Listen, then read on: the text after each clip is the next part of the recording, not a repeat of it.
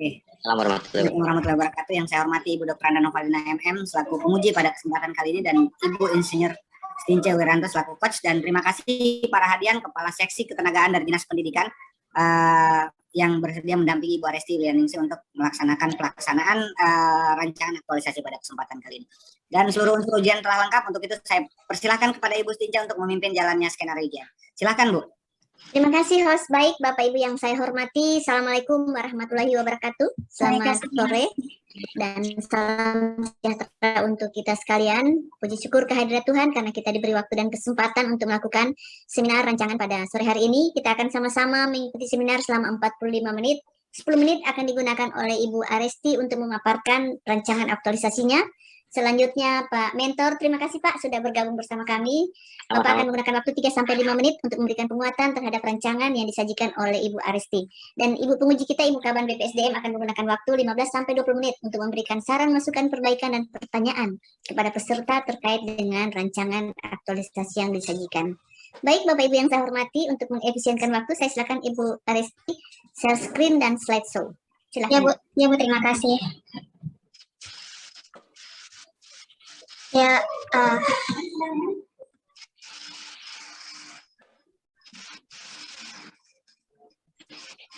Assalamualaikum warahmatullahi wabarakatuh dan selamat sore. Yang terhormat Ibu Dr. Anda Novalina MM, yang terhormat Ibu Insinyur Stince Wiranto SMSI, yang terhormat Bapak Muhammad Rahadian Estos, dan yang terhormat Bapak Rahmat Hidayat.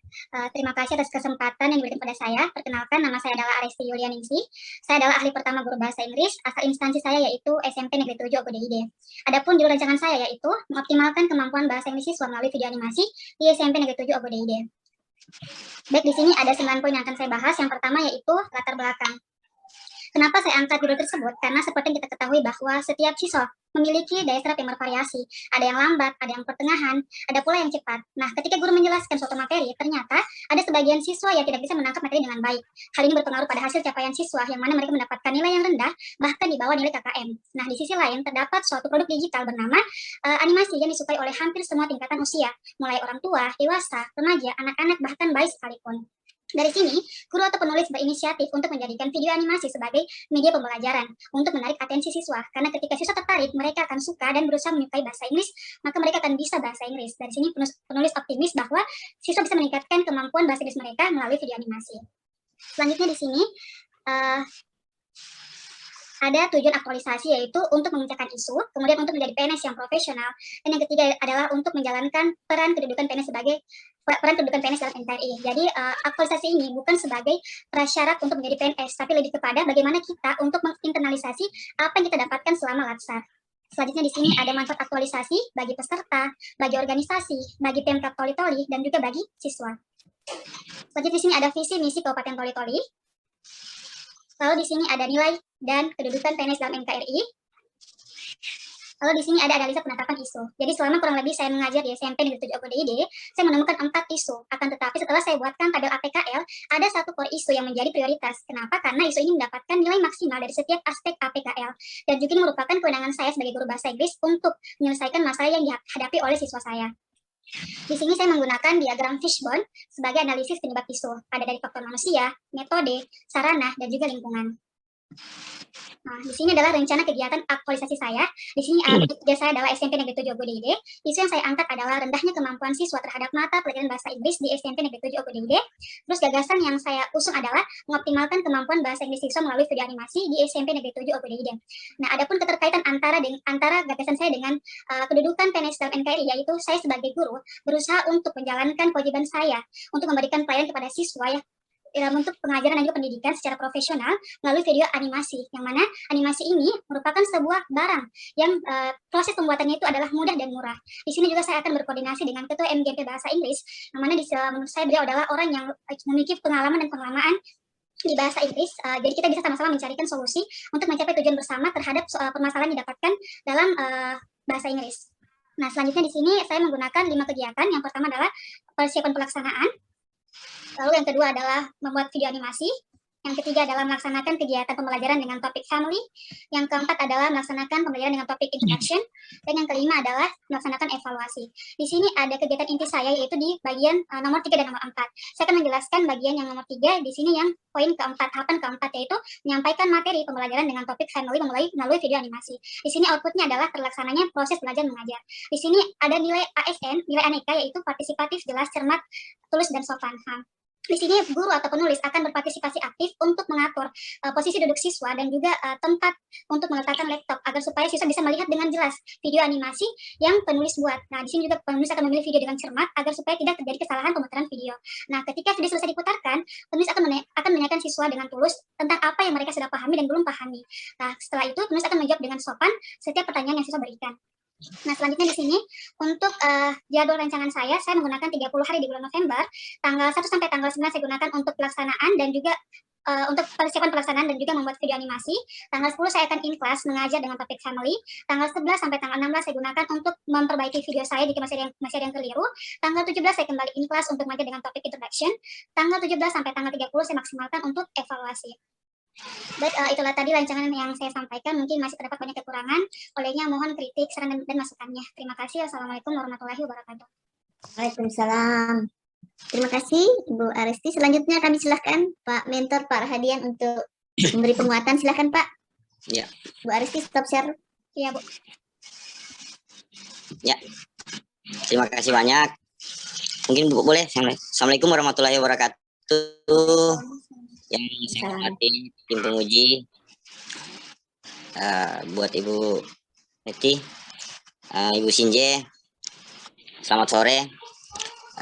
Terkait pelaksanaan pemaparan dari Ibu tadi, kami Dinas Pendidikan tentu beranggapan bahwa ini adalah hal yang baik buat perkembangan pendidikan yang ada di Kabupaten Toli-Toli, karena video animasi ini adalah salah satu improvisasi dari bentuk pembelajaran yang memang kita tekankan bagi guru-guru di Kabupaten Toli-Toli untuk melaksanakan yang namanya planning terbaru.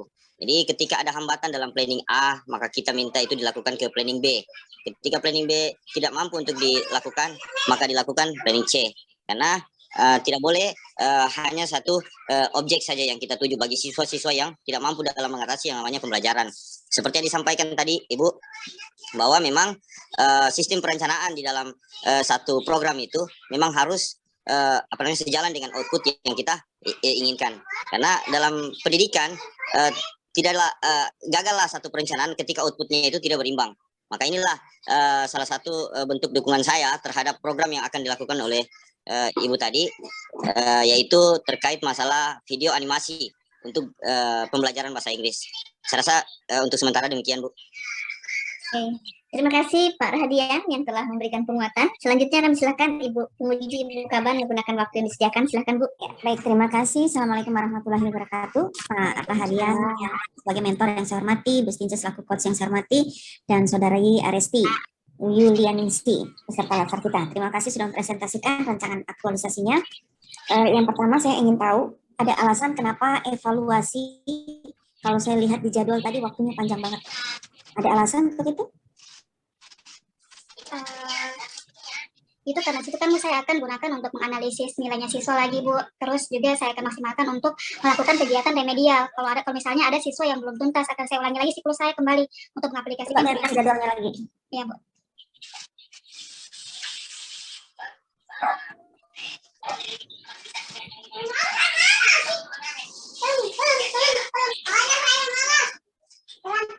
Nih, coba lihat nih, pas 2 minggu untuk evaluasi. Iya. Ya. Oke, coba di ini lagi akhirnya.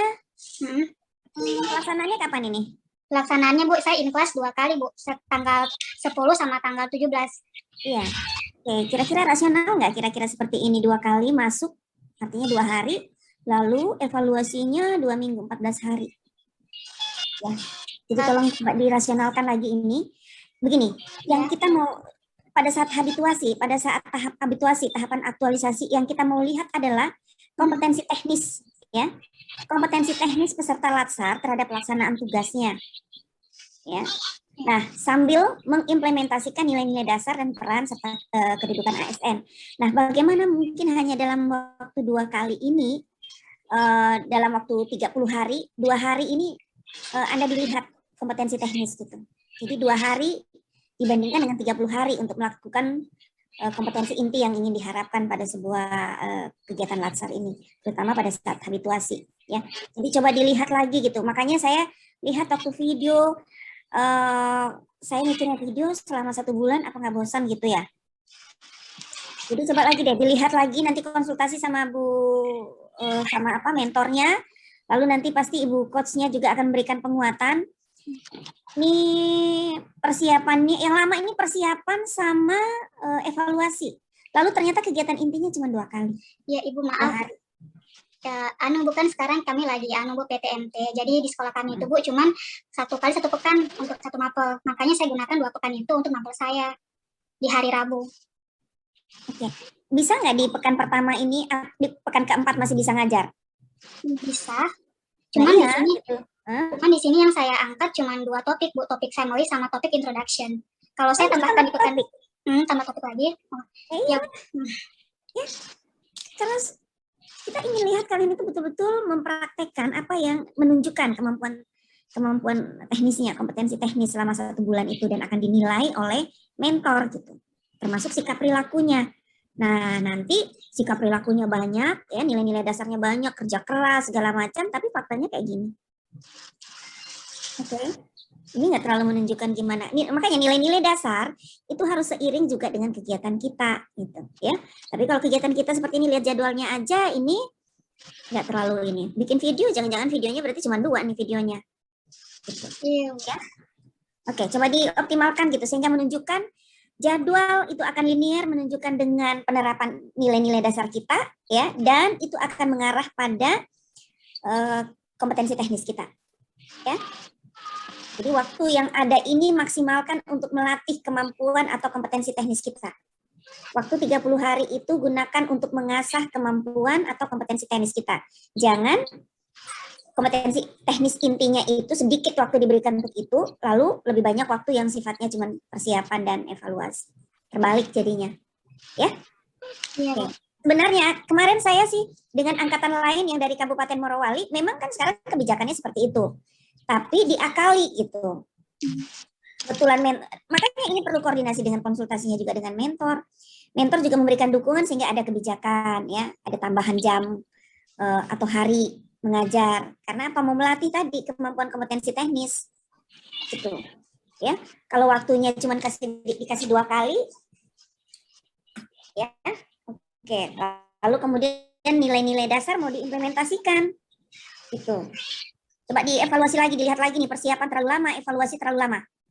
Ya, tambah video, tambah materi, dan mungkin ada metode tertentu lagi yang dimainkan sehingga betul-betul kompetensi teknis itu tergali. Oke, itu saja. Lalu yang kedua, nilai-nilai dasarnya. Sekali lagi, jangan hanya sekedar dimasuk-masukkan di dalam tabel, tapi diinternalisasikan, dipahami makna dari nilai-nilai itu sehingga terwujud, terlihat dari jadwalnya, terlihat nanti dari pelaksanaannya, ya, terlihat nanti dari outputnya, dan akan terlihat dari hasil implementasi kegiatan-kegiatan kita pada seminar akhir. Itu saja saya kira. Terima kasih. Assalamualaikum warahmatullahi wabarakatuh. Ya Bu, terima kasih masukannya. Terima kasih Ibu Penguji, terima kasih Pak Mentor sudah hadir. Terima kasih Dan banyak. Ibu Aristi, sebentar setelah ini kita kumpul di room besar untuk beberapa hal yang akan kita bicarakan bersama terkait dengan saran masukan dari Ibu Penguji. Baik Bapak Ibu yang saya hormati, demikian seminar kita pada sore hari ini. Lebih kurangnya saya mohon maaf. Assalamualaikum warahmatullahi wabarakatuh dan selamat sore.